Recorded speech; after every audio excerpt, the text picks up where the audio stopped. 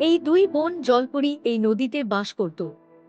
একদিন সেখানে এক জাদুকর আসে এবং গোলাপি জলপরীকে তার জালে ধরে ফেলে। তারপর সেই জাদুকর জলপরীকে দিয়ে তার শোতে সার্কাস করা। কিন্তু একদিন সার্কাস করতে গিয়ে জলপরী দড়ি থেকে পড়ে যায়।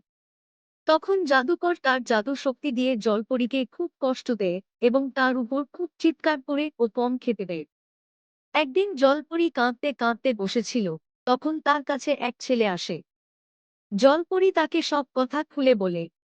ছেলেটি জলপরীর কথা বিশ্বাস করে এবং তাকে তুলে নিয়ে নিজের বাড়িতে নিয়ে যায়। সে তার বাড়ির বাইরে জলপরীর জন্য একটি পুকুর তৈরি করে।